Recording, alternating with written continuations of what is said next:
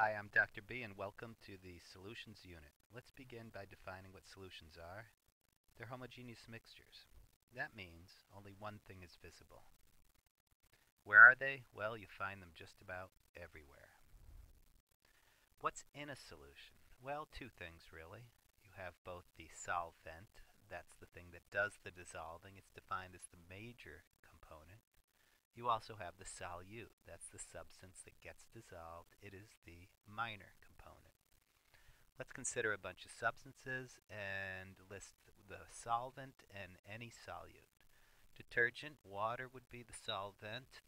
Detergents could be the solute. Coca-Cola is predominantly water, has a lot of sugar in it, but I chose carbon dioxide as the solute. Olive oil or oils for cooking have the major oil and some minor oils. Brass is predominantly copper with a little bit of zinc. Gatorade, solvent is water. Solutes are salts designed to replicate what we sweat out.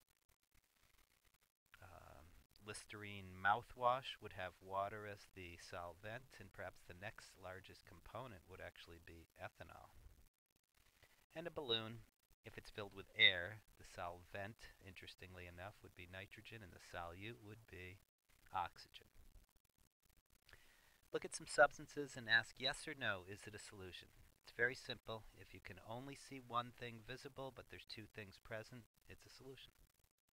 Morton salt. Well, unless it was iodized, I think there's only one substance present, sodium chloride, so no.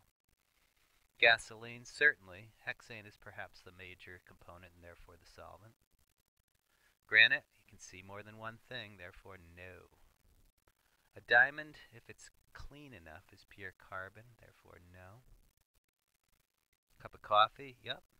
Homogeneous mixture. Sheen is a heterogeneous mixture since I see more than one thing present. Why is it oil and water don't mix? Let's take a molecular look at dissolving, and let's take a look at salt dissolving in water. Here we have the salt molecule. It's not dissolved yet. It has not ionized. But as soon as it goes into water, if we zoom in close enough, we'll see sodium cations, chloride ions, anions, and water sort of working its way through it, solvating each individual ion. Notice that the electropositive hydrogens are attracted to the negative charge, electronegative oxygen attracted to the positive charge. When you get to the point where it's fully dissolved, the solvent completely surrounds the solute and is now said to be solvated with an O. In this particular case, we have an electrolyte, which is a salt solution. Well, let's look a little deeper at what makes things dissolve, including things that are not electrolytes. For example, alcohols. Were you to add water to methanol, it would easily dissolve. Ethanol is soluble in water. Propanol is soluble in the water, but it has legs and is starting to look greasy. And in fact, butanol will crash out and form two layers just like oil and water. Not surprising since we have an increasing greasy component. It appears that a 3-to-1 ratio of carbons to alcohols is the maximum it can handle. And beyond that, it's just too greasy and it crashes out. So the solubility rule of thumb is simply like dissolves like.